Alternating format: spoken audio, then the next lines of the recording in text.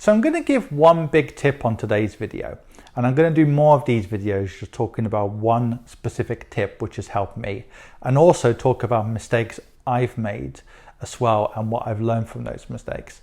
Now in this video I'm going to talk about something which I'm going to call the script. Now what do I mean by that? We all have it, and that's things like cultural norms, societal norms, industry norms. And it's human nature. I think psychologists call it familiarity bias. If something becomes more familiar, we're more likely to do it. In other words, say for example 15 years ago, or even maybe 12, 13 years ago, most people didn't like using, say, Amazon or whatever because it was new, whereas now, because almost everyone does it, it becomes familiar, and that reassures us. So the problem with this, though, is it can lead to people making decisions they shouldn't make. So for example, we see this in investing. So for example, many British investors love property, many Indian investors love gold, and we could go on and on around the world. But it also comes to things like choices. So things like, go to university, get a good degree, get a good job, play it safe, and then retire, and then, blah, blah, blah, blah, blah, and get the most housing for your need, and so on. Now, I'm not saying it's always wrong, and you should always do what's opposite to what society expects from you, and what your industry expects from you, and what other people expect from you. However, one of the best books I ever read, which isn't an investing or business book, it's called The Biggest Regrets of the Dying. I think it's called The 6 Biggest Regrets or The 8 Biggest Regrets of the Dying. And it's from a lady who worked in a nursing home. And she made a point, and that's that most old people, they really regret just following what other people wanted to do and following society's script.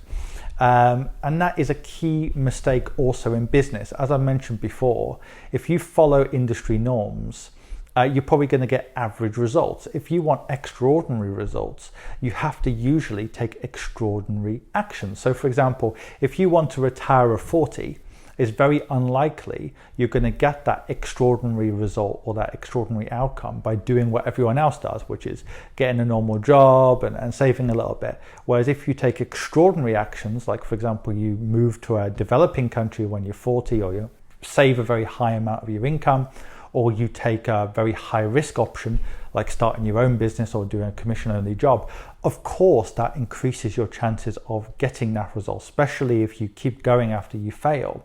And that's just one example.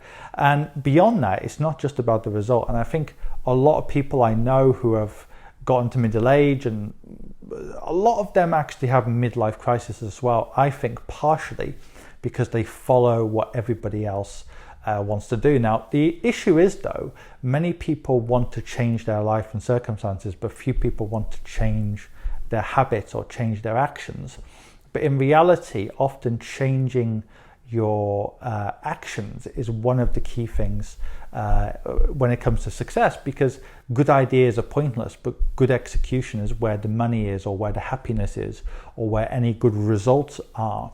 So when it came to my life, some of the best decisions I've made have been the bold decisions. Playing it safe often just stores up, many hidden risks. A good example of that, and I think we've seen this with coronavirus, a lot of people went into industries thinking, oh, it's nice and safe. But in reality, volatility and stability aren't always linked. So they would go into industries which pay a very non-volatile salary, and they thought, oh, it's going to be like that forever.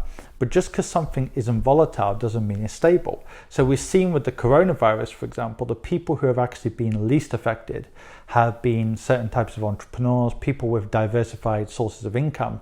But a lot of the traditional jobs and so on have been more and more affected. So I'm not saying just do the opposite of what everyone thinks you should do, but it's always a mistake just to follow what everybody else wants you to do.